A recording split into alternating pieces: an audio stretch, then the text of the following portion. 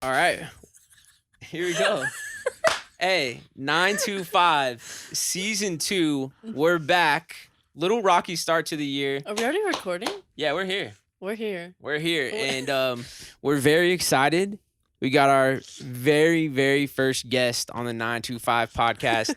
Bay Area legend, super producer, manager, creative director, TM, you name it, fitness instructor. Cal fam, stand up. We got Kale in the building. Let's go.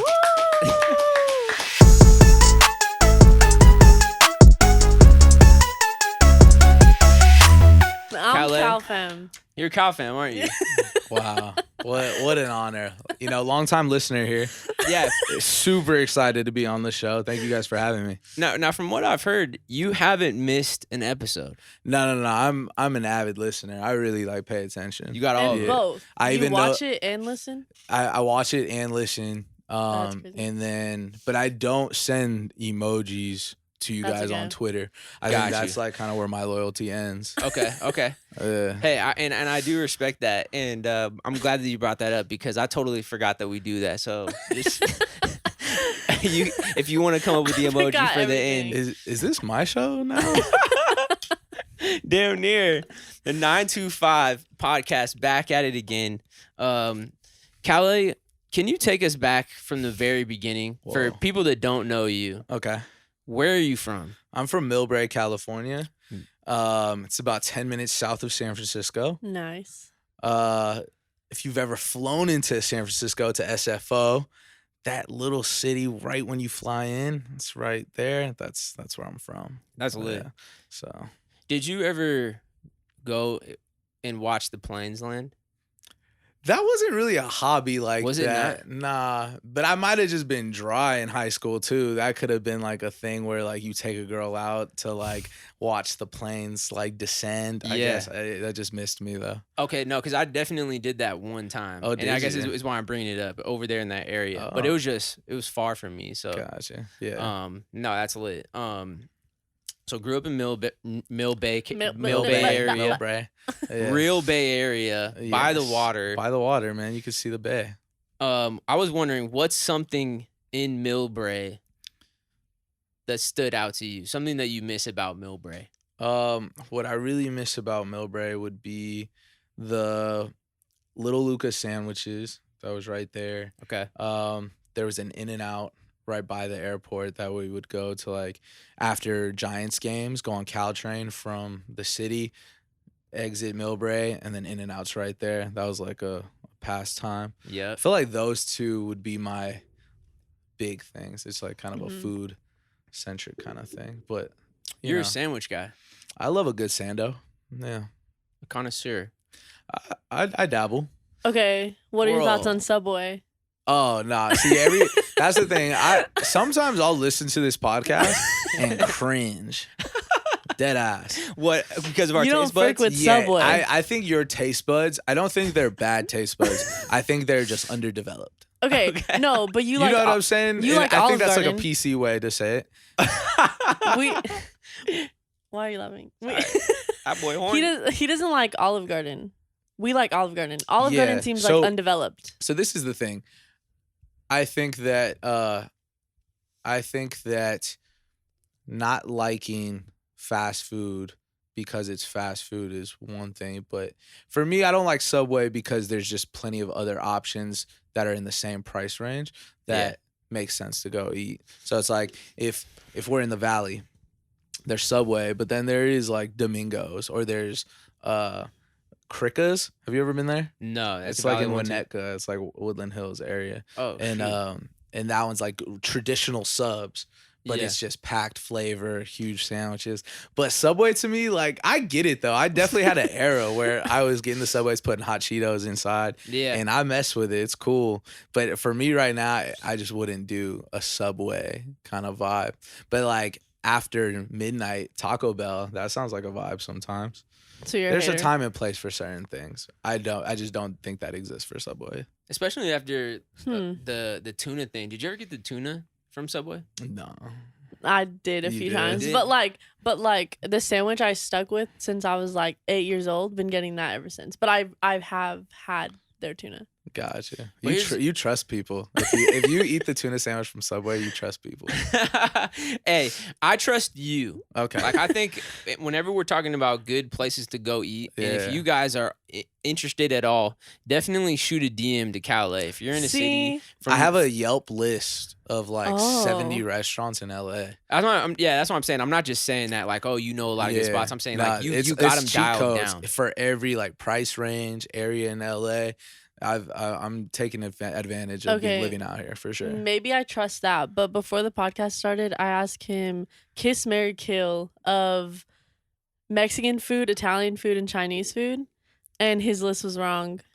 Oh, his list was wrong. Oh, you're saying his opinion is wrong. So he said, what was your answer? You would. The initial answer was kiss Mexican food, marry Chinese food, and kill Italian food. That was yours? That was mine, and I was thinking about it. I do love a good pizza though. I can make a homemade pizza. Yeah. Yeah. And I've seen it on your Instagram It's story. pretty good, and I would be really upset if I couldn't make a pizza again. Yeah. So, but I love a good pasta too. That is a difficult one, but I do really love Chinese food. I think that's my favorite. That's crazy because Yeah. I've never seen you eat Chinese food ever. Because every time I'm with you, it's Chili's. Where are we going out of this? Where are we going after Yeah, this? okay, Miles? okay, we are. Okay. But we've had a conversation about trying to find a Chinese food spot here. Well, in the valley. I don't really think there's great Chinese food in the valley. You'd have to go to the San Gabriel Valley, which is like on the other side of LA. Yeah. Like Pasadena area, Alhambra. Probably some of the best Chinese food I've ever had. But that's just how often do we go out there? Not that Never, much. yeah. So. Yeah. And just to give you guys a visual too, when I think about a homemade pizza, sometimes I sort of think about like a Lunchable warmed up lightweight. Calais does not look anything like that at all. No. It looks like something you would get from like a fine dining pizza spot. Thank you. Yeah, you got the little So- like leaves on there. I Sometimes definitely put the parsley. Sometimes it's cilantro. You know, Yeah. just depending on the Okay, ingredients so- in the kitchen. I'll be Being waiting bougie. for you to show up with one here. Exactly. But see, the thing is with food, there's a difference between bougie and just like good tasting food. That's true. Never Yeah. settle. Yeah, absolutely. Like our friends at Hennessy say. Hey, That's an ad. shout out, and that brings us to our first sponsor of this podcast. Imagine the year you start drinking again, we get a Henny. Hey, I'm Coming ready. soon. Come on, We know the right people. I'll get drunk on here, Hennessy. Yeah, come Seriously, on, man. Me too, and I don't even like Henny. let's. I mean, I love Henny. I'd love to Hennessy it happen. we love everything. You know? So, Calais is not only cooking delicious food in the kitchen, but he's also cooking up some great beats. Oh man, thank you. Hey, thank Appreciate you, Yeah. man. that, bro. How did that start? Started when I was younger, about 10, 11, 12 years old. There would be I think I was an only child growing up. So I think I gravitated towards listening to hella music and headphones and all that kind of stuff because it was just like either talk to my parents in car rides or listen to the music that I wanted to listen Yeah. to. Right, And I think I built like a relationship with music that way. And then there would be these video games where you can make your own music and kind of remix. There was like a PlayStation game where you could remix like songs. So they had stems where you'd be able to take out Really? drums. Yeah. I remember that, like specifically there was a Get Busy by Sean Paul tracked out where you could take drums away, put new melodies in, the whole thing. And it kind of made me like, oh, this is kind of how you do it. And then one day I went to the Apple store and on their displays they had GarageBand, which is a program where you can make music. And it was basically the same concept of that video game. And it Yeah. kind of just drew me in. And What's funny about that whole conversation that you just had right now Mhm. is Miles was probably like interested in all the music stuff, and the only thing I got from it is that you were an only child. Damn. That's That's correct. a real girl thing for sure. Because I like feel that. like only child, you could tell. Yeah. I feel like I can't tell that you're an only child. Really, Yeah, because I Yeah. feel like growing up with a sibling like defines you. I a get little made more. fun of a lot with a lot of my Yeah. friends. Most of my friends have siblings, Yeah. and yeah, I grew up an only child. I think only children get have like a stigma Yeah. that they're like bratty or selfish and like things You like don't that. come off as an only child. Thank you. I think my parents did a pretty good job. Hopefully. Yeah. Later, you did end up having a a stepsister. Yes. Well, a half sister. A half sister. So I have a 10-year-old half sister. Yeah. I think so. When I tell people no, I'm not an only child, but I grew up until I was Pretty 20 much. years old having no siblings. Right. So it kind of You were an the only child. foundation was built upon Yeah. not having siblings. Yeah. You know?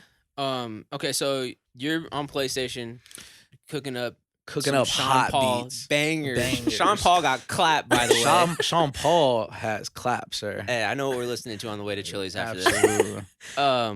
And so that's where it started at. So you had a MacBook already? No, so This is in high school? No, this is like 5th, 6th grade. Oh my god. I'm like, what? I'm like playing these video games. And then by the time I hit maybe 7th grade, I go into the Apple store on Bay Street in Emeryville while like my dad is getting some stuff from IKEA or something like that. If you're from the Bay, you kind of know that area in Yeah. Emeryville. And they had an Apple store there, and it was kind of like when Apple really started ramping up their retail stores where they had all the displays and everything like Nice, that. yeah. And I would just walk in there while my parents were shopping and doing whatever, and I'd just be there for an hour straight, just cooking up beats on GarageBand. Yeah. And just figuring out what that whole process was, and just like it'd be like for you, like going on Illustrator and just creating things, Yeah. right, with no purpose, but just Yeah. to find out what was going on. And then I convinced my dad in 7th grade to be like, hey, for your business, because he has a construction company, for your business, if you have this computer, this Mac, then you can like make invoices and like I don't know, just kind of did that. Trying to sell him He on bought it. Yeah. And so I'd be at the house every day, just on GarageBand, trying to make new music. And it would be like 20, 30-second loops. Because mind you, at this time, I don't know what bars are. I don't know what a verse, a hook is, like any of that. But that's kind of the introduction of me being like 11, 12, playing and making like little beats and loops. And sending off invoices at the same time. Yeah, exactly. But that's the way that you can and make we're it still work. sending out invoices Are you? to this day. Bro, no, I mean, like that's love. Man. Yeah. Like, got you in the door to open up, a whole new life for you. 100%. I think about it a lot actually, because I remember being in middle school and high school and people asking, oh, what do you want to be when you grow up? And everyone was kind of like, I don't know. Yeah. And I definitely, it was funny. One of my classmates that we follow each other on Instagram, but I haven't like seen him in probably 15, 18 years. Yeah. He sent me a picture of our 8th grade kind of like yearbook where everyone would have their own page and kind of say, and it said, when I grow up, I wrote down, when I grow up, I want to be a music producer. That's crazy. When I was 12. And so it's always been that on my mind since I was about 12 years old. When did you realize that you could make like a career out of this? Or like when did you realize that like you can make like money, a living?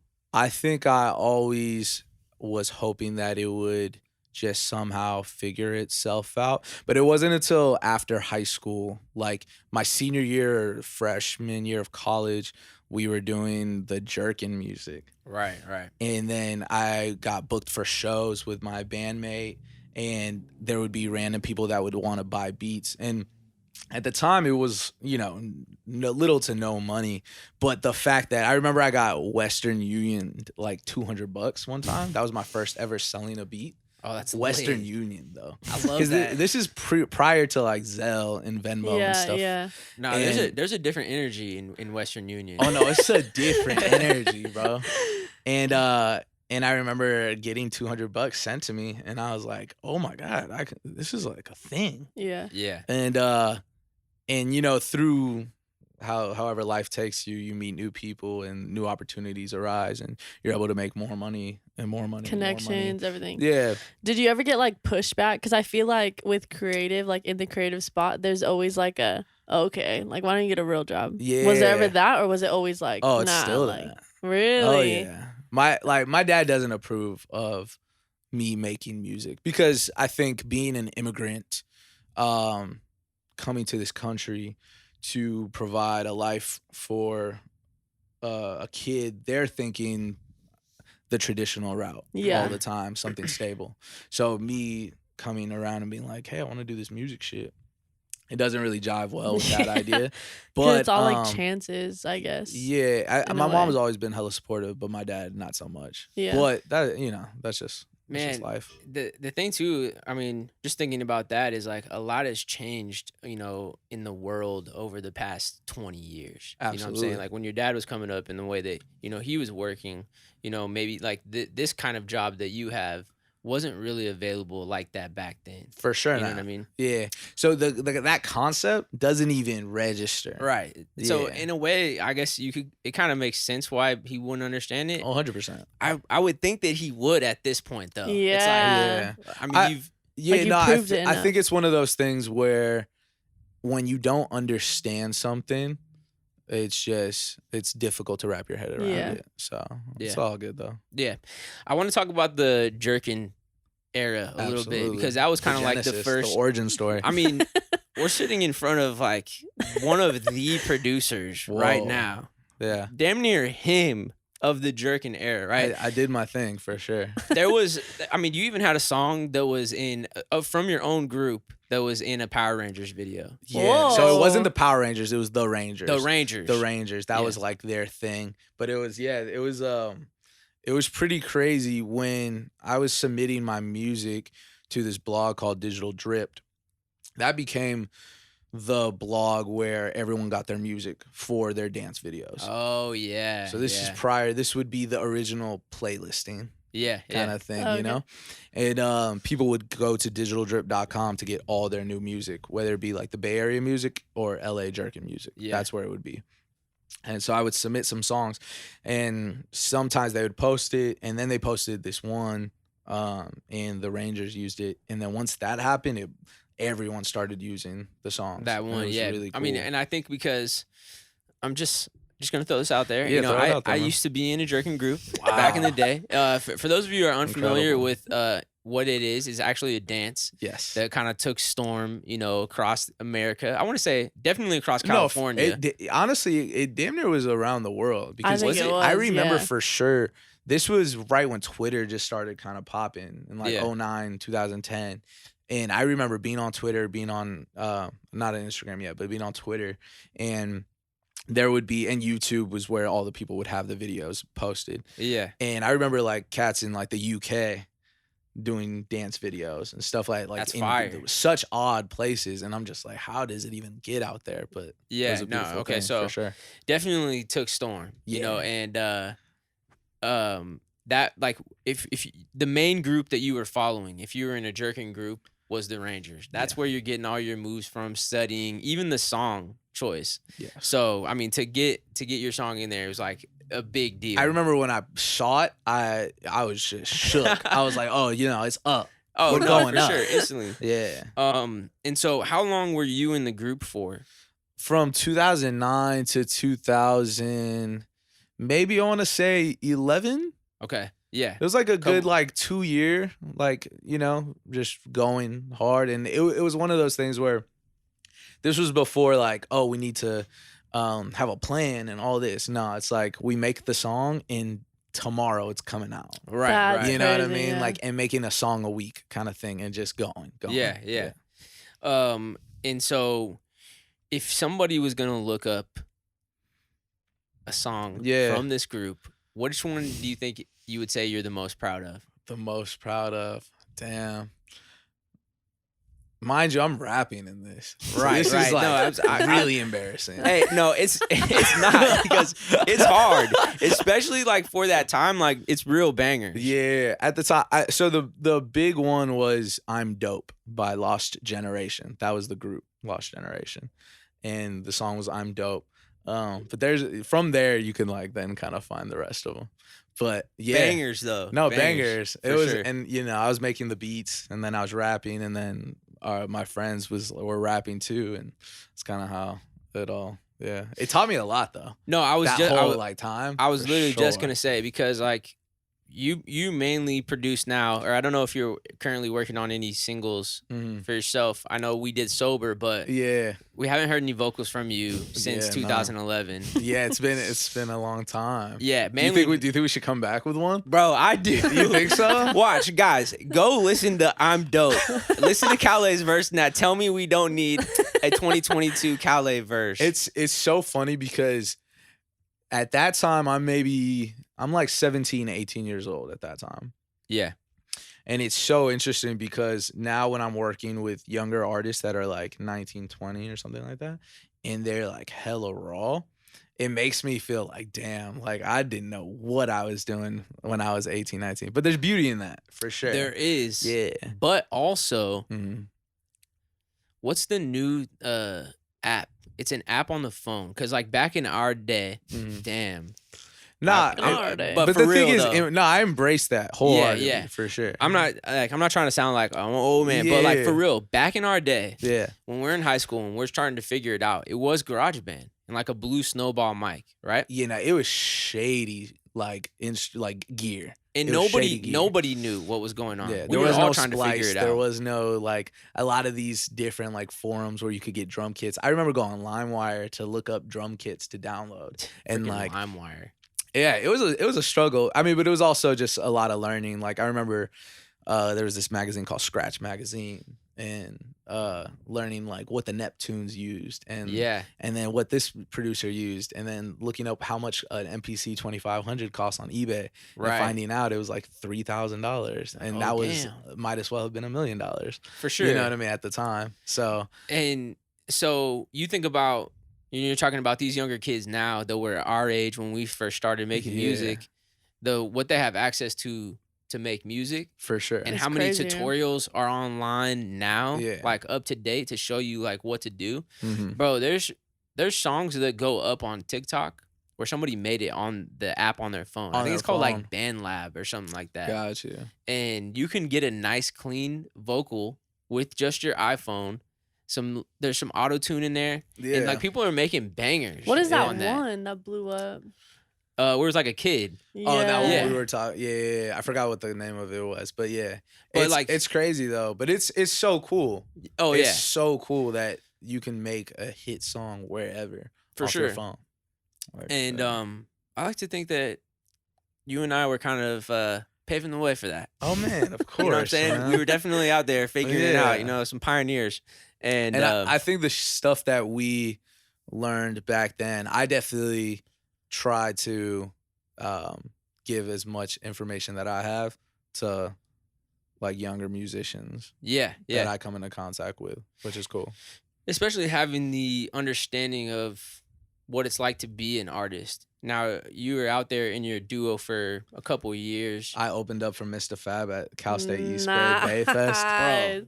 I mean, that's what I'm saying. It's like you had real experiences as an artist. As an artist, real. for sure. Yeah. And so having that, you know, moving forward into your producing, you know, I think helps out a lot when you play, you know what's going on in different areas. And so when you're writing or like producing with somebody moving forward, it's kind of like you have a different angle than somebody that just produces. And You know what I'm saying? I definitely I appreciate that. Yeah, I yeah. think that helps me a lot with what I do now, because it's not like I'm coming in it as just pure like suit and like manager and like, you know, we need this kind of song, yeah, and then yeah, not even really be able to help guide an artist to get to that point. for sure. And yeah. where like now because of all that stuff, it's like I know how to at least produce a skeleton for you to maybe you yourself, right? Like when we make music together, it's like I can give you a whole like skeleton, and then you can kind of take it past the finish line. Right.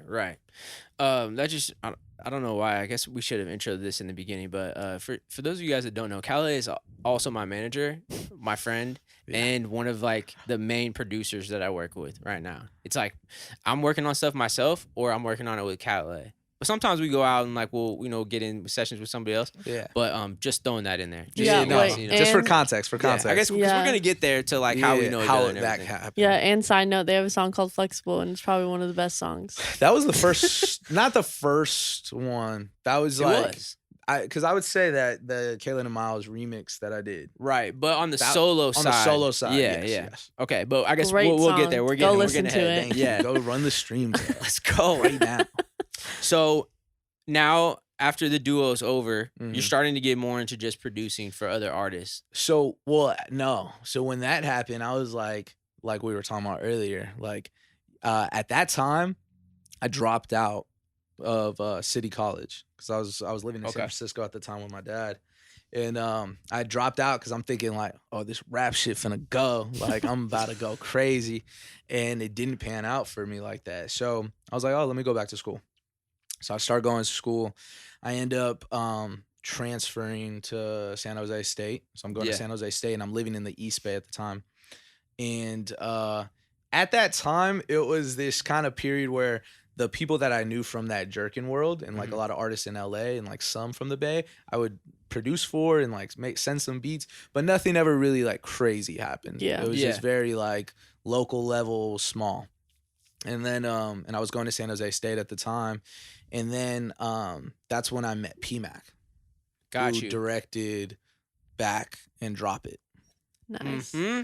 And at 2 the Miles time, of he was a songs. rapper. Shout out P-Mac. Shout out P-Mac. At the time, he was rapping, and we worked together at a Best Buy. Okay. Oh. Right. And then we worked there for like a year together, and then he was like, "Yo, I'm gonna quit. I'm going full in on this rap shit." I was like, "All right, yeah, like that's tight, bro. Like, that's lit, you know." And then he started working at this studio in Emeryville. Yeah. Right. And then that studio is where I Am Sue, Pilo, Kaylani even, Jay Ant, all of them were like working on Gang Forever. Got you. And so this is around 2011, 12. Yeah. Is that Gang I want to say it was around 2012. Got like you. when I started going to that studio and started meeting like I Am Sue. What was the studio called? 3 Up. 3 Up. And it was ran by Mike Dashie. That's right. That's right. And then so he's an artist from the Bay that I started producing a bunch for. Okay. And through him, that's how I met Sue, Pilo, all them. And then is that just like crossing paths with them? It's literally he had known them for a long time. Yeah. So in the Bay, there's studios, but either it'll be like an hourly rate where it's like if you're a up and coming artist, that's just not the most appealing thing to do is spend a couple $100 a night and you might not even have like a good song out of it. Yeah. You know what I mean? Yeah. So Mike, he opened his doors to a lot of people in the Bay just to be like, yo, just pull up kind of thing. Just work on cool stuff in here and, you know, make this your hub. That's fire. Yeah. I didn't really know it was like that, but yeah, it's really cool. So for Gang Forever tape, which is the big song off of that was Never Going Broke. Yeah. And they just HBK was just the biggest thing in the Bay at the time, and they were just going super, super crazy. And I was just fortunate to be a fly on the wall during that time, watching my favorite rapper, I Am Sue, go crazy in the booth. Like, yeah, you know what I mean? Because I mean, you were a fan. Oh, huge fan. Like before going over to the studio, going to that studio, I was a huge HBK fan. Yeah, I remember seeing like I Am Sue on Hate Street one time. One of my friends was like, "Yo, you should go over there and like say you make beats and everything like that." And I was like, "Oh, nah, like that's too crazy." But I'm gonna work with him one day. Yeah. And then it ended up happening. You didn't even go up to him? Nah, I was scared. Damn, that's crazy. Yeah. You were shook. I was shook. Okay, so when you finally see him in the studio, it was like, that's how you guys crossed paths. It was like you were there working on some stuff, and then he came in one day. And he's like, yo, Mike said you got beats. And you were like, I was like, I do. You're like, I was like, yeah. Hey, bro, I do though. I was like, yeah. I was like, you want to hear him? And, you know, I played some and like, they were cool, you know, whatever. Yeah. Nothing like ever got placed or anything, but, you know, a relationship with all of them developed.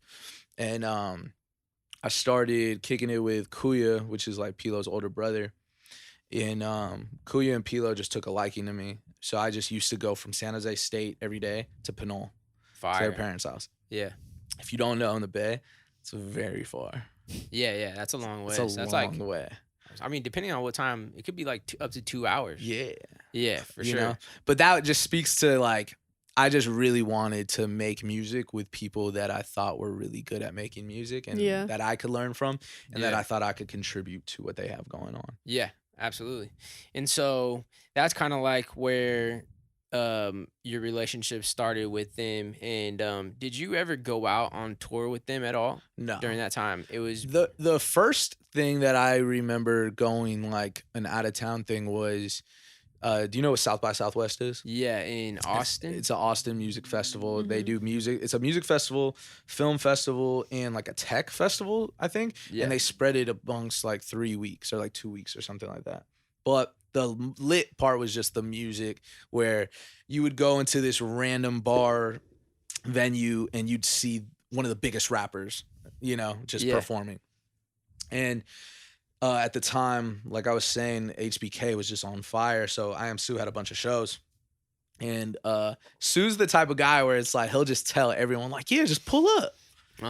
Yeah. And, in my head, this is early, so I'm like, oh, I Am Sue just invited me to South by Southwest. Right, right. So I remember like telling my teacher, like, yo, I have this opportunity to, and I'm trying to ask my teachers to get some time off so I can like go to South by Southwest and experience it. And I like paid for the flight, just like super just young kid just trying to experience shit. Right. And this was around the time when they were working on Sincerely Yours, his debut album. Got you. Yeah. And Sue and Pink Dolphin were working hella tough at the time. And they got a house in South by Southwest, and it was like had to be like 20 people staying at that house, pure just like Bay Area just mob. I'm like sleeping on a floor type shit. Right. But I'm in South by Southwest with my favorite artists. Yeah. Exactly. It You're was living like, the dream. what? This is hard. Like, Yeah. what? And I'm like mobbing around with them in like a Sprinter van, like going to interviews and like just seeing like a lot of cool shit. Yeah. Which was super inspiring. And yeah. So that was like your first time going out with them. Yeah. And so at that point though, I'm trying to because this is around the time that me and you crossed paths for the first time. Yeah, because I was working with Pilo hella tough.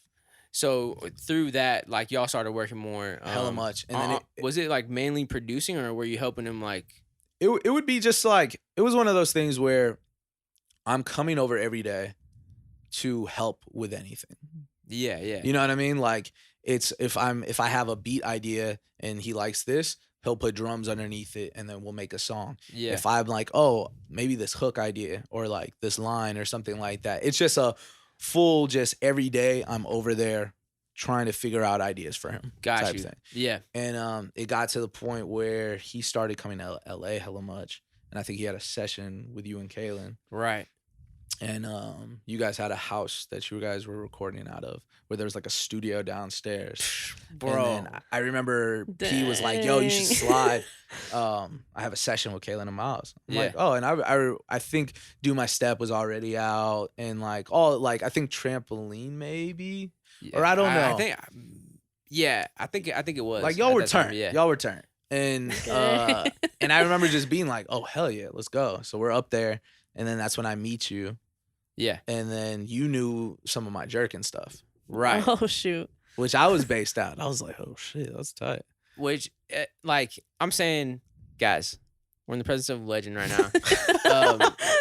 But that moment was really tight to have you guys all pull up on us. Because, like, we're all big fans of you guys. You know what I'm saying? Like, even, like, my first time, like, getting to work with Pilo and Sue was just, like, Crazy. I couldn't believe it was happening. So I know exactly how you felt getting to go over there.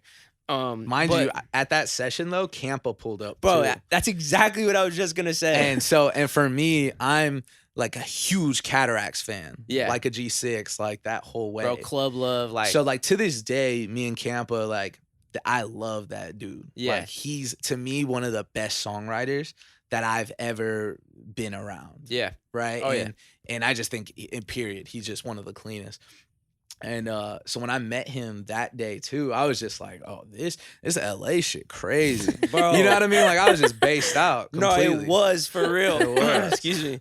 Oh my gosh. He's getting excited. I am getting excited because I that was like a point in like the Kaylin and Miles, like it had to have been like at the like peak of it. Yeah. Because this house was nuts. No, it was crazy. I don't think I'm exaggerating when I say this, but I'm pretty sure when I was trying to go to bed, I could hear 4 to the Floor from Calvin Harris next door. Gotcha. I'm pretty sure Calvin Harris was like, because Because this spot was like it was right a- off of Sunset. Like Yeah. I don't know what this house was. I think it was just for like It was a house for Universal Republic artists. artists to like come and to stay. come stay and work. Yeah, So it was like the vibe was perfect. It was right there off Yeah. Sunset. This huge house that was like the Dang. majority of the time super empty. I was in there alone. I thought it was haunted. Yeah. And it's scary, Of like, course you did. but lit basement studio Yeah. that we got to work in. It was just like, I don't know. It was crazy. Yeah. So we're all over there working on stuff, and that was the first time that we had got to meet. But obviously, like I knew of you, and Sparks flew. Sparks flew. we And- were in contact, and then I think you sent me a song to remix Yeah, or something like that. but because you were in a group, Yes. so this was a DJ group. No. Are you well, talking about me rapping? No. Or are you talking about the one with Adrian? Yeah, because is that So then I did that through 3UP, and that was the shit I was telling you about earlier. So That's basically, crazy. So I didn't know y'all knew each other like that. yeah. So like Adrian came up through 3UP as well. Like he was doing his thing, but he was working out of 3UP, hella tough. yeah. That's when he was like directing a bunch of videos for like a lot of the HBK guys, and Bro, just a he was lot of people in rapping the too. Bay, and he was rapping as well. What was- the heck? Yeah, it was Yeah. to be honest, that era of time, I came in on the tail end of that whole wave, but it was when HBK was on fire, it lit a spark under everyone's ass Yeah. in the Bay to be like, oh, this shit's possible. Like, let's go. For Whether sure. like it was graphic designer artists, it was producers, engineers, rappers, like it was just everyone was just like, there's a light here in the Bay right now. Let's like turn up. Right. And I think that like HBK really kind of showed like that was a thing. You know what I 100%. mean? And like even other guys like the Cataracts and starting 6 too, like around that time. And so I think there's just like a lot of inspiration, you know, to draw from. Absolutely. I I mean, even you guys. Yeah, I mean, Miles. bro, Like the fact that you guys had just such a huge following to where you guys were selling out shows across the country. Granted, the demo might not have been what like me and like the HBK guys were. yeah. Yeah. You know what I'm saying? Like just like 20-year-old men. You Uh-huh. know what I'm saying? Yeah. That wasn't your demo, but everyone saw from afar how lit it was, and they had to respect it. You know what I Yeah. mean? Which is a great feeling, especially like to be a fan of you guys, and like obviously like, you know, a lot of our inspiration, you know, coming up was from HBK, starting 6, like all this stuff. And Yeah. so to get to work, you know, with y'all was like, you know, just everything. And yeah, so met you at the spot, the crazy freaking mansion, whatever Yeah. that was, freaking Calvin Harris neighbor. Yeah. And so we get a remix. It was a song called frick, what was the song called? I want to say it's like Don't Be Sorry, or like Don't frick. I'm gonna look it up. Yeah, But look it up. so I shoot it over to you because at the time but so that DJ group, That's you know what- what that's it what I'm was? It was wondering. It was Angor three- Republic. that's what it was. That's But- what it was. So It who was were the me, members? Mike Smith and Dage. Right. So Dage currently, he's a lit DJ from the Bay Area. But also Shout out just I don't Dage. even want to like just minimalize it just to him being a DJ. He's just a really creative poppin' dude. He's just Great a lit guy. guy. Yeah. But he also DJs for Corday. Mm. Yeah, So- that's where he's at right now. So right? that's where he's at right now, doing a bunch of shit like that. But he's also he's just on his wave forever. Mhm. He's Dage, so he's lit. Mike Smith is actually like now like developing an app, doing hella shit like that. So, but it was hella rare because those are two dudes from Oakland that were older than me, and I'm just this kid from Millbrae. But I was producing all the shit. Yeah. So they were like kind of the front, like so even like during that time when we did the remix for you, Uh-huh. it was I made the remix, but I was like, oh, it'd look better as an Angor Republic. I see what you're saying. You know what I'm saying? For Yeah. the betterment of that, I was like, let's just do it that way because I wasn't really at the time ready to fully bounce out. Be Yeah. like produced by Calais Calais. remix, Yeah, you know. I feel it. Okay, which was tight, and a lot of so that in that group, it was more like EDM inspired, 100%. like yeah. drops. You know what I mean, like raging kind of stuff. Yes. And so Kaylin and I had a song that was a remix called Die Young remix from Got it. Kesha. And that was like one For of our real? most, yeah, we did. And it was one of our most lit. I like remember seeing songs I've at the seen set. footage on YouTube of it. Like, That's in the past like 2 crazy. years, I saw a video and it went up. Oh man, because we could get that What drop the- going. Like so that's why I reached out to Calais. I knew he was like making some stuff like that, and we had the song "I Don't Really Care," and I was like, I feel like this one is what it's called. It's called "I Don't Really Care," and I felt like it just needed a way harder drop, like the Die Young energy, right? And you did exactly what needed to happen. Oh, thanks, man. Yeah, I appreciate You that should have gave opportunity him though. 808. 808. Could have made the drop harder. Yeah. See, so you agree? The drop wasn't hard. Yes. You do agree. Yes, but it All was right. Jack and Jack. So, it's So okay. you're looking past it. Okay, you're just looking straight at Jack Galinsky, weren't you? Johnson. Oh, yes, right. Right at Jack Johnson. So now you got to see it live. We did our thing in San Jose. I was super inspired when I saw that live too, because I think you guys were bringing out Pilo. Yeah. If I'm not, yeah, and at that time I'm mobbing with Pilo, just like tough. Yeah.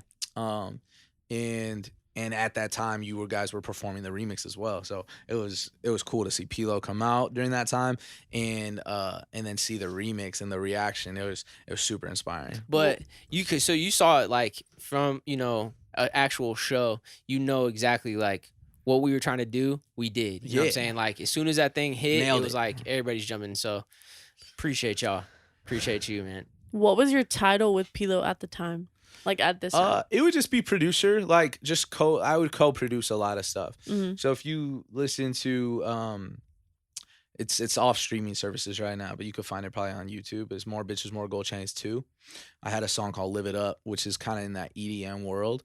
It was during a time where it was just like a lot of the rap kind of leaning guys were trying to figure out how they live in an EDM kind of vibe. Yeah. I don't think it's like the best representation of me and Pilo's work together, but it was the start. For And sure. It was yeah. really cool. And so that was that. And then when you listen to Before Anything, which is like the EP before More Than Anything, his like real like debut album, I guess. Yeah. I have like 2 records on there, but it was one of those kind of things where it was just I was producing a bunch. Yeah. That was where it was for a couple years. And so that's like, at that time it was probably like 2014 when we had the show, and we're working on stuff together. In that time, like, so from 2014 kind of like to now, what happens between like, so that's where you were saying like now you're starting to work with Pilo a lot more. Yeah. Right. And he's kind of starting to like build his name a little bit more. At that time, are you working with other artists as well too? I had records with Sue. Well, I am Sue. I had a random record which was like do you know Molly Mall and like French Montana? That record was really rare. Super rare. Super rare. And that was a great learning experience. Yeah. Right. But there would be like one-off just random records. I was working with this artist named Collaborate from the Bay. Yeah. Had just a bunch of random stuff. Even like I had a record with G-Eazy that came by way of Pilo. Right. And what was that one called? I Might. Yeah, that was a banger. That was cool. And then that led me to meeting a bunch of people within like G-Eazy's camp, and then kind of gave me some opportunities. Like it's like a bunch of different things, but at the time I'm still very like Pilo is what I'm focused on. But at the same time, I'm just trying to expand my whole network by just working with whoever. You know? And so when did you guys move out here to the Valley? We moved out here 2017 in August. Everybody together. So all same time. Yeah. So it was right after his album More Than Anything had come out. So his song like Put Me On Something had been doing really, really well in the Bay, and it was just one of those feelings where it was just like, yo, we just gotta move. Yeah. Because it's and just take it Just up gotta do it. and just go For sure. Do you think? Oh, go ahead, Mo. This is just random, but speaking of Pilo, obviously you like know like where he reaches the most. Obviously it's like the Bay. Yeah. But do you notice that I feel like Seattle has a lot of reach for him? Oh yeah, for sure. Every time we've toured, for the past like 3 years, Seattle's always the show that sells out the fastest. Yeah. Yeah. I have a couple friends from Seattle, and they mentioned that like their high school would like play Pilo. Really. And my friend Jenna, she was talking about like, oh yeah, like she probably knows more music than me from the earlier times Gotcha. of just playing Pilo all throughout like high school stuff. Yeah. And I don't know, I just thought that was crazy because for me in my head it's like, oh, the Bay. Yeah. Like, and even like when I look on his Spotify, it's funny because sometimes it'll be like LA plays him more, that's yeah. which is pretty interesting. Do you think that the move from the Bay out here to LA has benefited you in your production world? Yeah, absolutely. And so what are some of the things that you're super thankful to be out here for? Like as far as like in that world? In that world, I think just meeting, there's a bunch of people out here with the common goal of trying to be successful in the music industry. Yeah. You know what I'm saying? And I think that meeting a bunch of new people and being able to collaborate with a bunch of people that are all just wanting the same thing allows you to just learn and pick up a bunch of cool stuff like that helps you in your business, you know?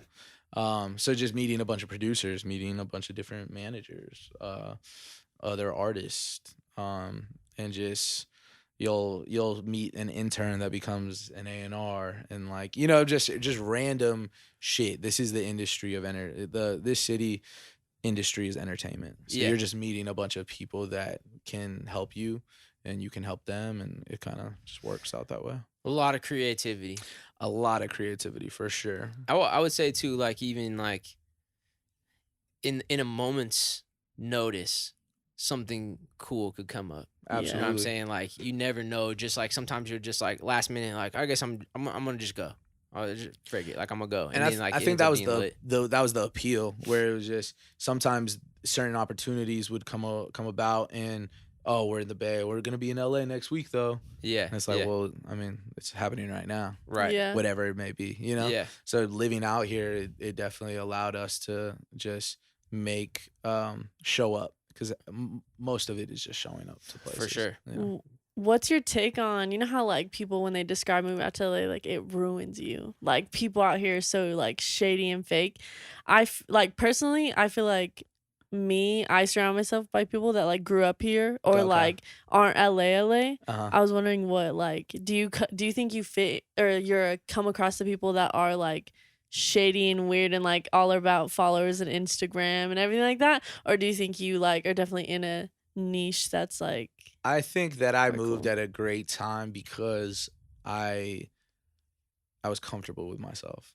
Yeah. And Yeah. I was finding, I was already like, I was comfortable with what I didn't know, and I was comfortable with like still growing, but I knew my foundation was set. Yeah. Yeah. And I think that had I moved out here when I was 18, like, yeah, that could have been a little crazy.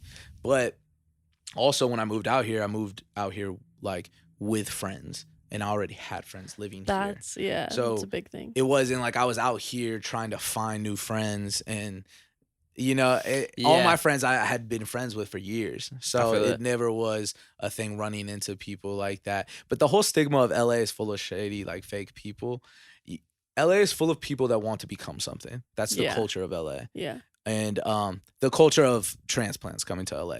Real LA natives, no disrespect, it's a beautiful culture out here. Right. But the transplants that come to LA, the culture is to become something. So you're gonna run into people that don't even know themselves. For sure. Yeah. They're out here trying to find it. Exactly. Now, but have you ever had like experiences with people like that? I feel like you don't really like. I mean, because you weren't really here at a time where it was like little like house parties and stuff. You're running around like. I think the influencers. first and second year moving here, I definitely didn't know what the fuck was going on. Yeah. You know what I mean? And so there would be a couple parties that I would go to, or like clubs that I would go to, and I would just I think I'm a very observant person, and I would just see like, oh, that's weird. I don't think I like that place. You know what I mean? And just be very on the outside before I really dive into something. Yeah. And so for me, it was just very easy to be like, oh, I don't like gel with this. Like, being on Sunset and Hollywood Boulevard is not probably like my favorite place in LA. Yeah, like you know? you noticed all of it and you noticed it's happening, but you didn't like dive too into it to have it like affect you. Yeah, and then also it's just I have friends, so I never had to make a new friend and like trust and like I don't know, figure out someone else. Yeah, and I never had to go through any of those like weird experiences that I hear, like some horror stories about some people moved to LA and they met someone a week ago and they're at this club and then this thing happened. Like that never was something for me. Yeah, fortunately. So you're out here in 2017 and I'm trying to figure out where it was that we crossed paths to, because we started all getting in the gym, me, you, and Will. Yes. And we all were going to 24. Yes. And so we kind of like started to hang out a lot more because we didn't really like have sessions or anything like that when you first got out here. But we did the Flexible song, and then after that, banger. And then after that, I want to say, I don't know at what point we started like communicating more frequently and being like, yo, well, like we're going up to 24, and because Will, he lives nearby. We all live within like a mile of each other. Yeah. Kind of, you know. And me and Will would go work out because me and Will work on Pilo together. So it was very easy for us to go every morning, be together, and talk about what we have business-wise going on. Right. And then, I don't know, maybe did you start going to the gym and we saw you there and then we were like, oh, I think it might have been that. Yeah, which is awesome that we end up at the same spot. Yeah. And then, so from there, like, we just started getting in and we just trying to get hub. Exactly. And eventually... Your biceps look great in that sweatshirt, by the way. Oh, let's go. Thank you. See, that's what I'm saying. In Encino Fitness, you know, add that in there too. It's just all like about empowerment. Fitness, you know, empowering your fellow kings. Come on. And queens. You like look great today, guy, Felicia. Like that guy who complimented Callie's legs. Bro, we gotta talk about that. Yeah, I don't think we said that on the last season, but man, this is a great time. But so we started getting in, and I had put out the back snippet. Yes. And I think from there, because I mean, you obviously we made music together. It happened during back? Yes, because me and Calais have been making music together. They know, and they're kind of like, I'm working out with them, and they're talking about, oh, what you got going on, like, you know, and then eventually it was from when the back snippet came out that they were like, because I remember seeing it on Twitter. Yeah. And I sent it to Will. Yeah. I was like, hey, this shit clapped. And it did. It really did go crazy. And it was just a snippet via like a car, IG, or, you know, just like an iPhone but video. That's what like hit. And it just, and it was that clean through an iPhone video. So I knew it was like, oh, on some real speakers where I could really feel it. Oh, this is gonna go crazy. Yeah. So then I think we had talked about it at the gym. You guys pulled up and they were like, hey, what's up with this? Because I think that's we had internally talked about it. I sent it to him and he was intrigued. And at the time, I was only working with Pilo on like a management thing. It was just like that was just where I was just super focused on, and then my own stuff. And I never really was even thinking about working with anyone else. And Will kind of like, I you know, even like empowered me to then be on some, hey, like we should like work with Miles. Yeah. And I was like, that would be awesome for sure. And I think the timing of it worked out really well because I had another manager and we were sort of on the end of our relationship together. He was still helping me work on, you know, some things here and there. But I think like at that time, it just lined up to where it was like I was sort of on my way out with him and everything is good, you know, and it just worked out, you know, perfect. And so me and Calais Will all started in 2018. 19. Top of 19. Started working together, and so I'm officially an active artist, and still currently. And very, very thankful. Did you get your Christmas card, the holiday card? You know what? I probably did. You know how often I check my mail? Yeah, that's the craziest shit I've ever heard. You did it. You heard about that? It's probably in there. Like, I mean, you could go down. It's all in my kitchen right now. They're just like a stack of envelopes. Mail comes every day, Miles. You should go check that out. I need to. But yeah, great creative direction on that, by the way. Oh, thanks. Those are man. fire. You guys killed that. I love that big TVH active collab. Come on. Yeah, so we've been working on a lot of stuff since then. The back music video, Drop It, is Fire. probably like my favorite music video on this side of things. You know what I mean? That And video is amazing. you guys Shout out just- PMAC. Yeah. Full circle how that works. Isn't that funny? Yeah. It's so crazy. And we're out here still at it, working on some new stuff. Me and Calais were just in last night, Yeah. getting some stuff together, another banger.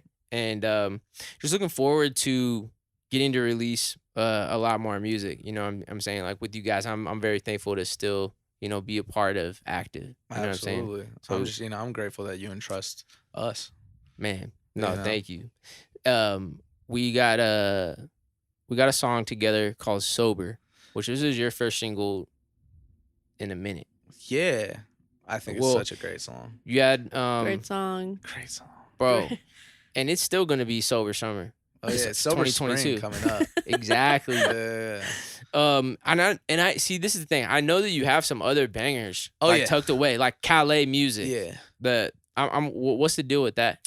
I think where I'm at right now, I have a lot of things on my plate as far as that I'm more invested in, like you, like Pilo. I'm working with this new kid, Adam Pastel. Yeah. It's like, I think I'm trying to figure out how to get everything lined up for that. There's never a perfect time, but I'm kind of focused there right now. But I have some records that I'm Free working on bread. for Yeah. myself. Free bread. Come on.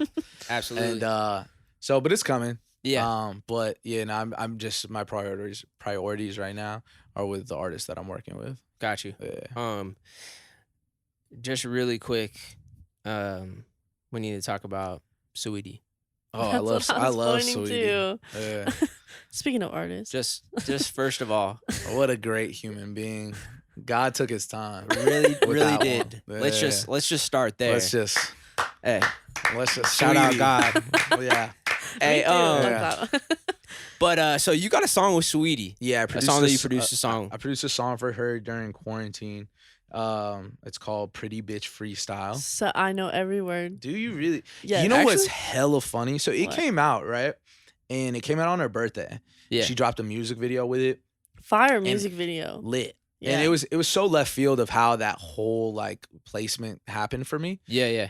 Because mind you, like, I'm working with Pilo, I'm working with you. I'm now working with a new younger artist. And that takes a lot of my time. Yeah. You know, so I'm not really in the rat race of pulling up to sessions and playing beats for people and like trying to get placements with other artists, because I just find a little bit more, it's more rewarding for me to see you guys succeed and feel like I've invested and I've built that. I hear you. You know what I'm And saying? See, just you would never know he was a single child. This guy. And so thank you. So, and but that, for me, that's just super rewarding, because I think there's no wrong or right way. Everyone has their own path and everything like that. But there's something beautiful about, I remember going to Pilo's house, his parents' house, every day on the couch. And one day he has this beat and it goes dun dun dun dun dun dun. And he has last year they ain't even like the Bay. You know what I'm saying? And it becomes put me on something, and then it becomes what it is, and we go Yeah. to radio stations, and I'm a part of that whole thing. Yeah. And it's very rewarding, I because something that feel I that. helped, like with the music video, I helped with the song, I'm able to see it come to life, and that's really cool. And my input matters. Yeah.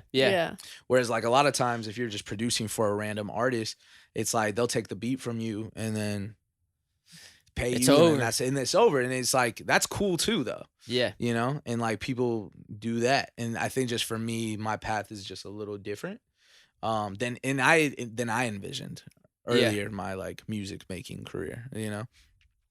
But the Sweetie thing, it was very random, and it just like happened, and it came out, and it was cool, but it wasn't like a single of hers. It was just like a street song Let me just that throw just But it they was throw that so out good. and It's it a just banger. goes. Yeah. But it's funny that you say that, because there will be the most random, like weirdest times where like I'm at a house party Or like I'm at like I was at a beach one time and someone played it on their boom like Wonder Boom or whatever, their little Yeah. speaker, and this random girl I just met for the first day, she's rapping it word for word, going Every off, word. and I'm like, oh shit, you never really know like what your music or what your art, like how it impacts people. Yeah. And you know, and I think sometimes I not take it for granted, but I just don't think it's like, oh, that was cool and that was a cool moment for me, but I don't understand that it lives with people in their soundtracks of life.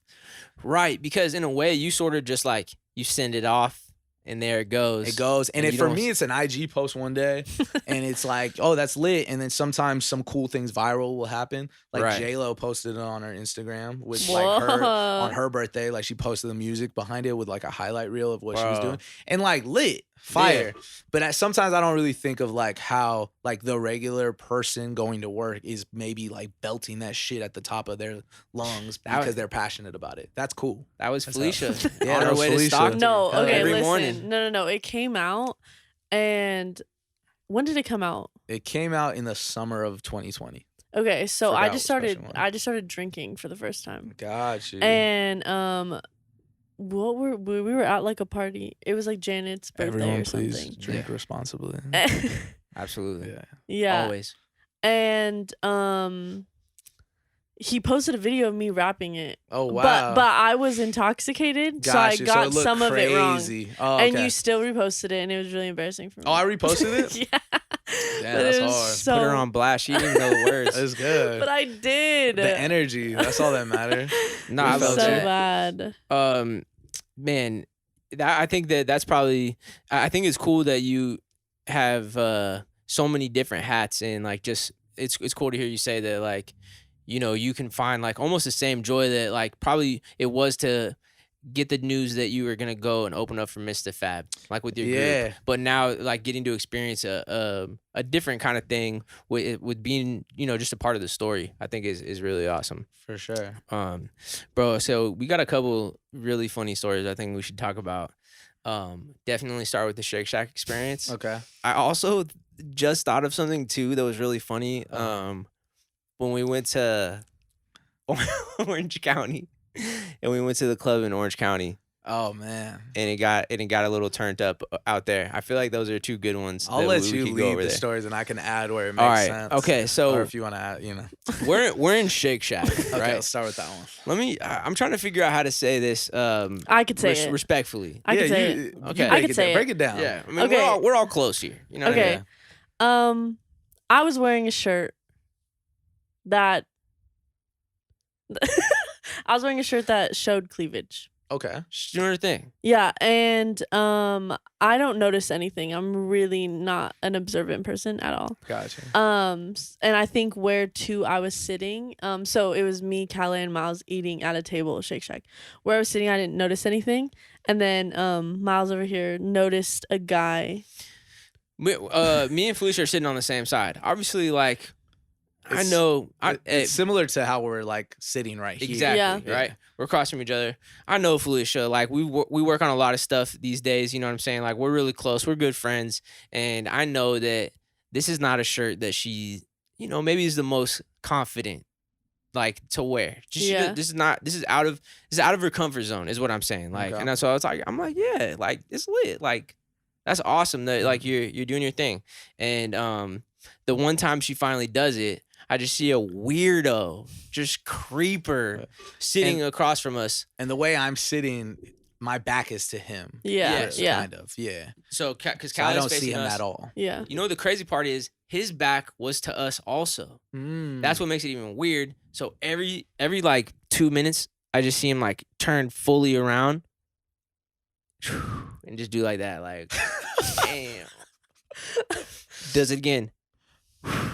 Damn, he's just looking like damn, like over like in our direction, and I'm like, are you kidding me right now? And mind you, this whole time, I catch energy that Miles is pissed off because when sometimes when everyone's quiet, I'll say something funny Yeah. and just like try to break the ice or whatever. Yeah.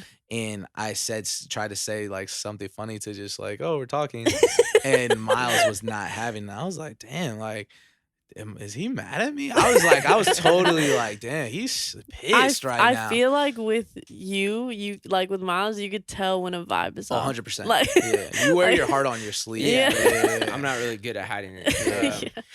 But yeah, so I see this happen twice, and I'm like, this guy's got to be joking right now, and it's making me mad because I'm proud of Felicia, like getting out of her comfort zone, doing her thing. Like I think it's awesome, and then the time she does it, it's just a creeper, like being weird. You know what I'm saying? And it's like, so it really did bother me. So I'm looking straight at him every time he does it. He looks around, and I'm looking straight at him, like, what are you doing, bro? Yeah.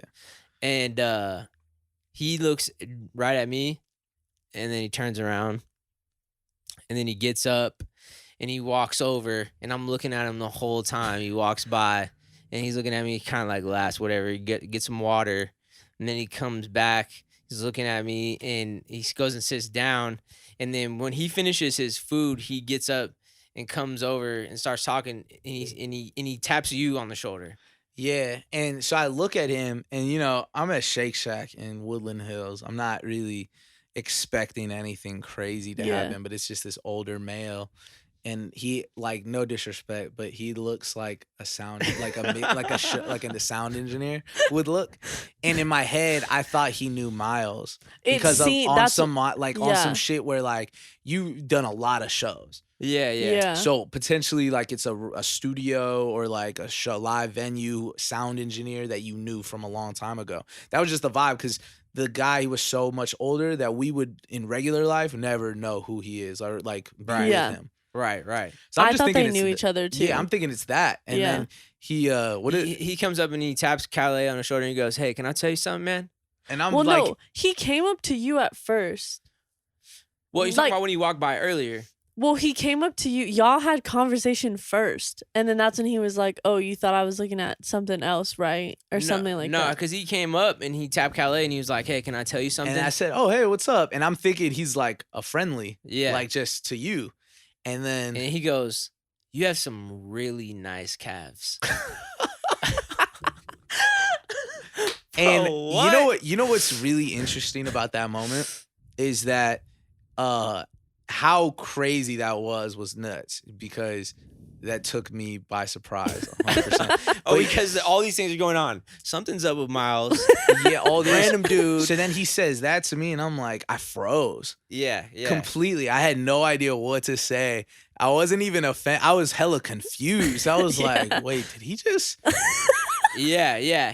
So, I mean, so he says that. He's like, "You have some really nice calves." And then he looks straight at me and he goes, "Thought I was looking at something else, didn't you?"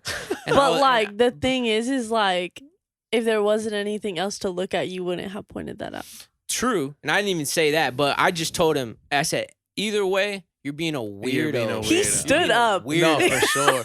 And then when bruh got in his car and drove off, Miles was still like standing up looking at him like, but like, yeah, you better go. You better leave.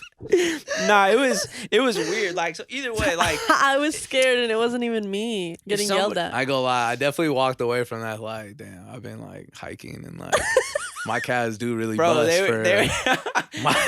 They were doing something in there. Nah, they was going off for about real. to make them act up for real. And but yeah, either way, if I got a homie and she's out there, doing her thing, or if I got another homie that's been hiking a bunch, like either way, there's a way to do it. Like, yeah, absolutely. Yeah. Like, don't be a weirdo about it. I think there's a way to, be cool. You don't gotta do it like that. That was insane. But yeah, that was super random. Good Shake Shack experiences. Shout out Will, the Shake Shack king. The other story is Orange County. But this might be the only two moments that like I feel like I ever was gonna like try to fight somebody. Yeah. In the past maybe 10 years, honestly. Do I even know this one? I don't know. Yeah, I'm ready. Maybe. Let's go. I forget what we're out there for, but I do remember that the beautiful Jess Connolly was there. Yeah, so Micah, who's Noodles. Yeah. Kaylani's DJ. An amazing DJ on her own right. Here, pull the mic down just a little bit. Right here. Or like the whole arm. Yeah, there you go. we're in the OC. She has a party at this club, and the promoter, I know him, Nick, he knows him. Yeah. So we're all driving together, and I'm like, hey, Miles, you should slide. Go out there. I'm thinking It's lit. Newts, Yeah. Orange County. It's up. And This the club is is lit. This is like the southern San Jose. Yeah, Damn near. it's absolutely SoCal San Jose. Yeah, just yeah. for reference. And we go down there. It's gonna be turned. We're in like Micah's section, drinking a bunch, all this stuff. But I will say, when I'm around you, right, or just like artists that I'm working with for the most part, I tend to not drink that much, just because even on an off day. I just feel like, especially in that environment, I don't know, what's going on. We have our friends there, but I don't know who, just anything could really happen, right? Yeah. And so I'm sober and I'm driving back, so it's like I'm not drinking at all. And Nick's drinking and you're drinking. You get a little turn. Yeah. Yeah. Takes his shirt off. In the club. And I'm like, and the cold part In about the club? the cold part about it was lit, but it wasn't like take your shirt off lit. So I went up to him and I was like, hey bro, it's not like, it's lit, but it's not that lit. You feel me? Put your shirt back on. Bro, I was now you was turned, you was like, feeling yourself. There Michael was playing great music. The wonderful Jess Connolly was there. You had been working out with us at 24. You wanted to show off the pecs. Yeah. Wait, yeah. Did I do back with her?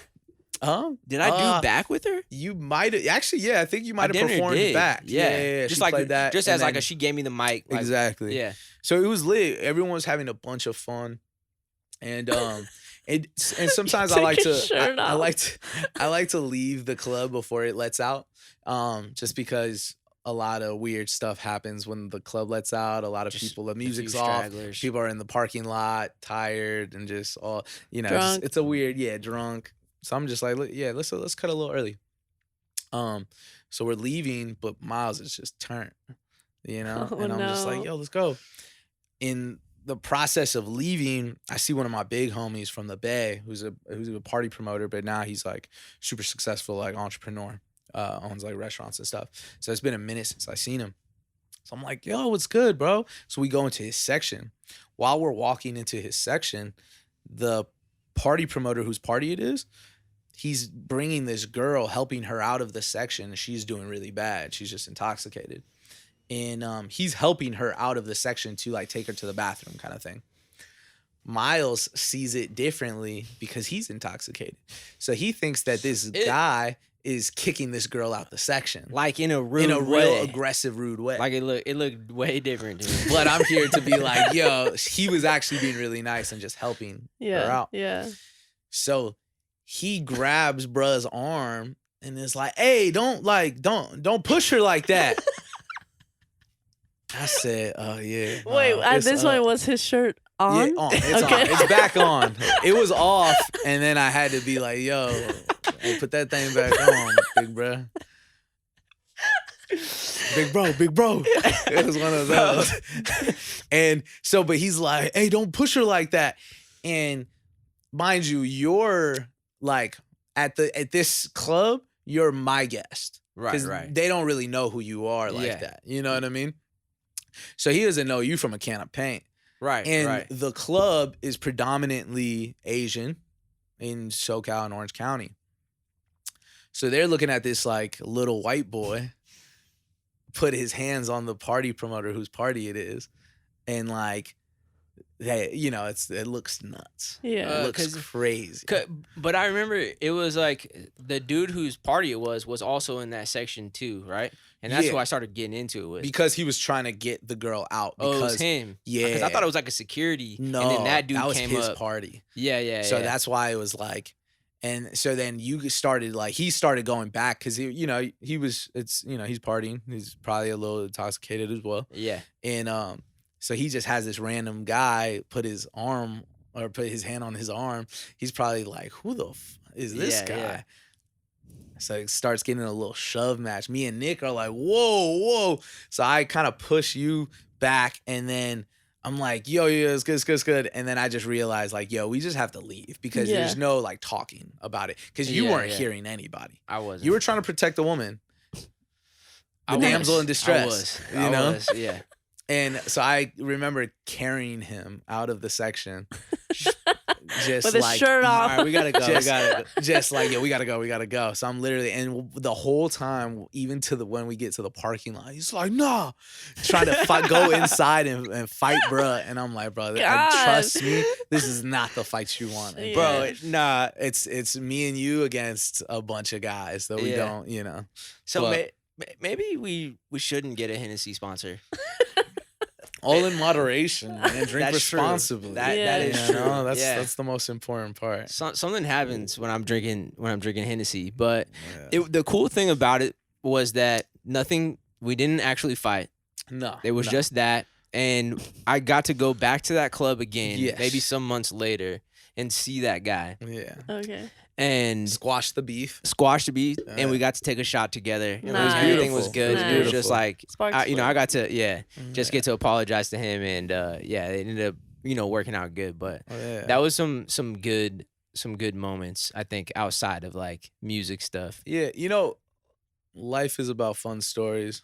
You don't Absolutely. remember the boring stuff that much. Yeah. Right. It's those moments that really stand out. Yeah. And some moments that really stand out for me, especially in the last podcast, was how passionate I think all three of us were about Justin Bieber albums. Oh, That was let's a get re- into it, man. That was a really good.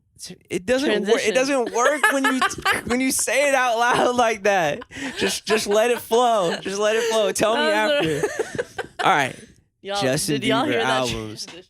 And I think that Felicia got to say hers, and we were going back Kind and of. forth with you. I I mean, didn't we really were. This whole No, we were discussion was dissecting between these us albums. three. Yeah. I mean, and it was only us two on the podcast, but I'm glad that you're here today, Absolutely. joining us as the start of season 2. Yes.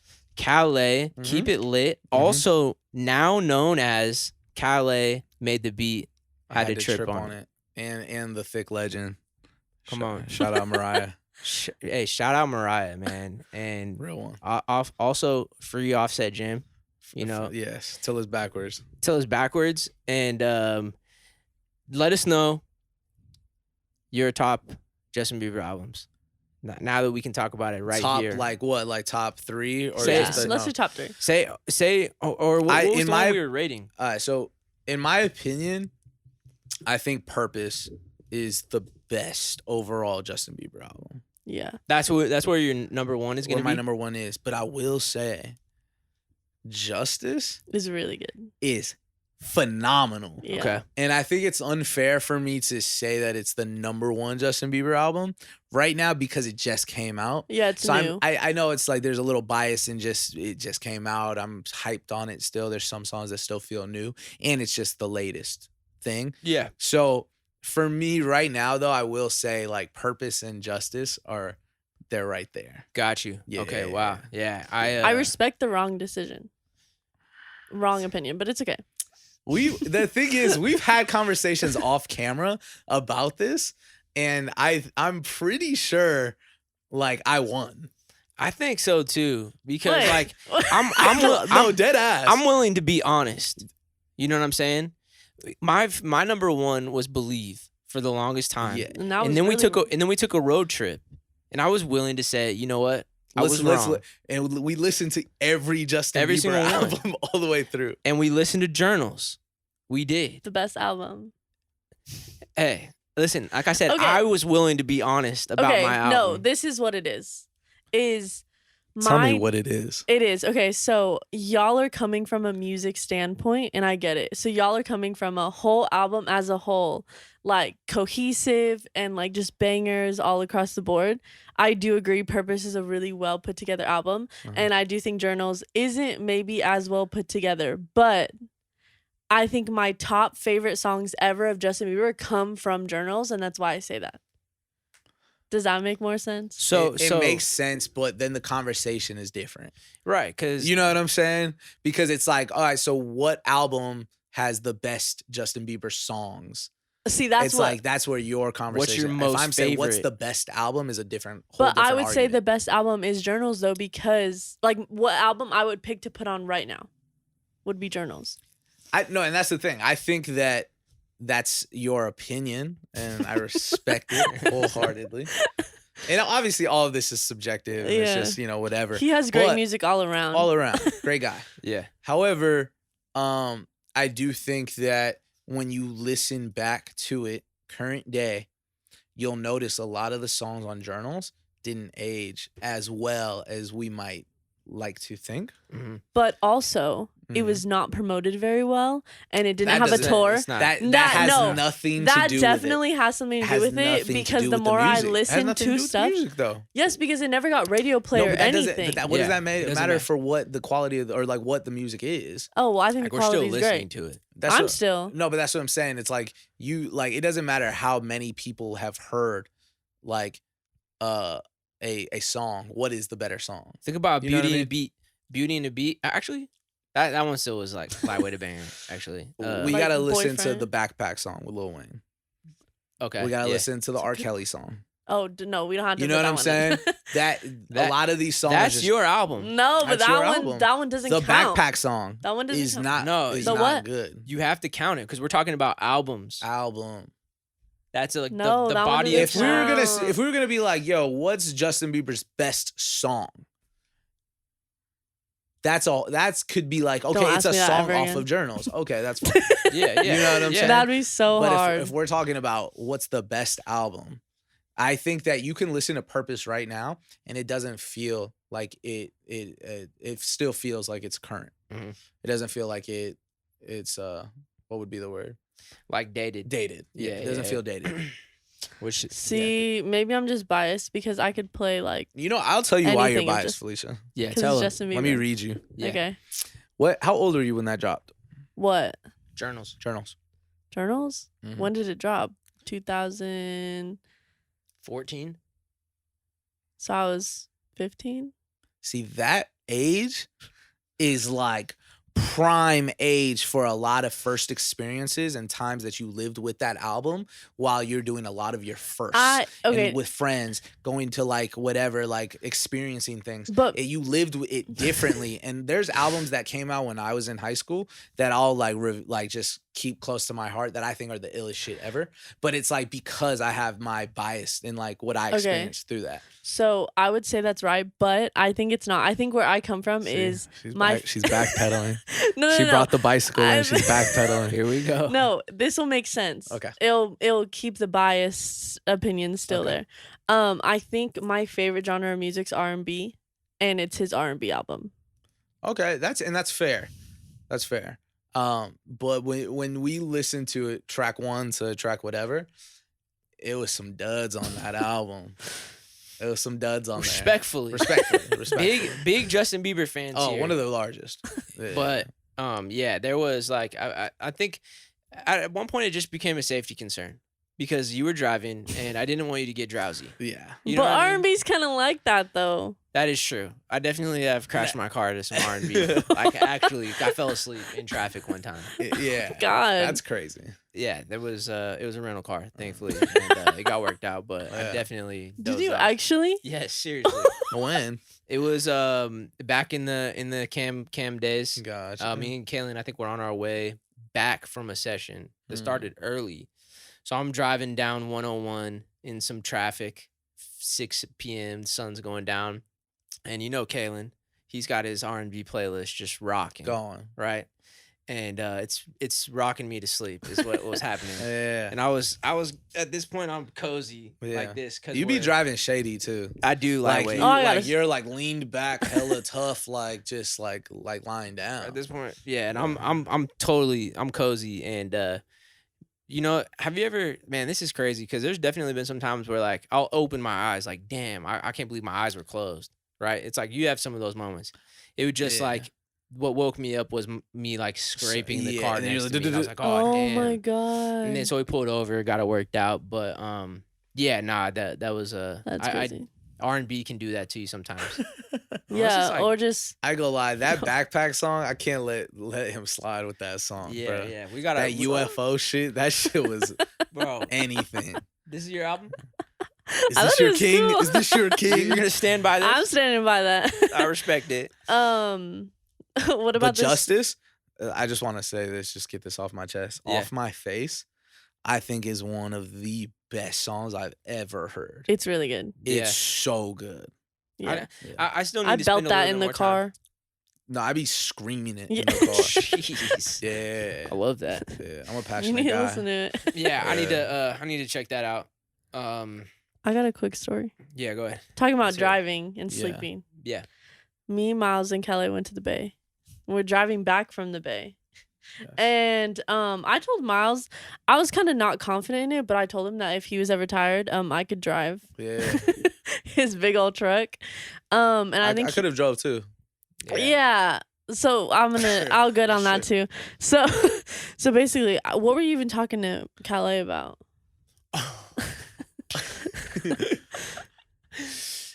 I don't know, but I was in depth with something. I was explaining something to you. I think it was it might have been a conspiracy theory. Oh no, it was the What? Joe Biden Biden? stuff. Oh, Joe okay. Biden stuff. And I was trying to explain what something. Some quote or something. Oh, okay, yeah. And yeah, so I'm telling you, but this is the thing though, is you were fully awake, we were having. You a were conversation. responding oh, for real? Okay, yeah. It didn't. Yeah. It didn't sound like, oh, for real. Yeah. On your way to sleep. Yeah. It was fully awake, and I say something. And I'm like, you know what I'm saying though? And within 10 seconds, from your last response, even 10. you respond, yeah, oh no, something, and then I say it, and then 10 seconds later, Clapped. out, cold, Out like a light. so fast to where we thought something was wrong. Yeah. I told Felicia, I was like, hey, Yo, look back. Can you look? Can you look? Yo, Just is he make sure good? he's good. She's like, yeah, oh yeah, he's sleeping. I was like, damn. To be fair, I think that weekend me and Pilo had a show, and that day that we left, we were doing something too. I think, did we go to Tone's side, his race? Yeah. It was I had a long 48 hours. Yeah. Where I was just moving, The doing late night, hella stuff. Getting up early. Yeah. Yeah. It was a lot. It was a lot. And in the truck, I just remember being back there talking to you guys for a second and then completely just knocking out. And then I'd woke up and I'm like, oh yeah, we're deep in the 5, yeah. Bakersfield Grapevine. type shit. Yeah. And Yeah. I'm just like, oh shit. And then I just knock out again. I was doing I'm bad. jealous. I was really, really tired. It takes me a long time to fall asleep. Really? So I'm definitely jealous of how I'm a fast that took. very hard sleeper. When you knock out, it's oh, I mean, we saw it, but Yeah, no, it's it's one of those things too where me and Pilo live together. yeah, And he makes music, right, every day. So it's 808s are just boom, boom. You'll just hear it through the walls. And I'm fast Dead asleep. Dead asleep. I'm not That's waking good. up. It's almost at all. perfect, yeah. Yeah. nah, that's actually a really good thing to have, It's a especially gift. if you're over there. Thank God yeah. you guys are both asleep when I was driving. I was Oh, you Wow. drove? yes, I drove. Swear, I didn't even Yeah. know you drove. I drove. That's funny. Nothing actually went wrong. It was just Yeah. I was literally driving Yeah. and because it was so foggy. Did you ever wake Gotcha. up and it was so freaking foggy I couldn't see? Yeah, it was Yeah. thick. I was praying. Yeah, it was crazy. Well, dude, we did it. Do you think so? I think so. I mean, unless Okay. there's anything else you wanted to dive into, I feel like we covered a lot of ground. We got to know a lot more about Calais Keep it lit. and where he's coming from. Come on. The bangers. Yeah. There's more on the way There's plenty more on the way. That's the beautiful thing. from all of your artists Yeah. and even yourself. Yeah. I also want to say that the sober cover art was fully taken here In Vomax Studio. in Vomax Studio. Yeah. You two brought it to life. It was your hand, your idea.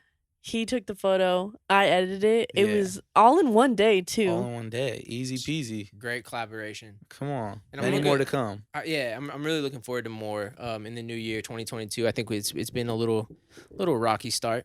But Yeah. But I think- me and Will were saying the other day, there's ups, there's downs. yeah, And you kind of just have to ride it out. that's right. Don't let anything, take you too far from your, where you're at. Yeah, no, exactly. And so that's exactly what's gonna happen is just gonna keep it moving and bounce Yeah. back. But Callie, thank you so much for joining us to kick off He season needs 2. to pick an emoji. Oh yeah, go ahead and pick an emoji. The bread loaf. The bread loaf. Oh, That's fire. The bread loaf. If you guys made it to the very end, drop a bread loaf. Make sure that you like and subscribe. Callie, where can they follow you at? And if they're in the Bay or LA, where can they shoot you a DM? If they need a food recommendation. Got you. Yeah. If any time you need a food rec, you can reach me at @CAL_A on Twitter and Instagram. And Nice. yeah. Let's go. Felicia, anything to close us out? You're excited. You're excited to be back, weren't you? Yes, I think everyone was. Everyone who listens. I was And in my here. Aunt Tracy. I was in here sick for 2 weeks straight, and she was like, "Are we gonna do the shout out podcast Aunt today?" Tracy, by the way.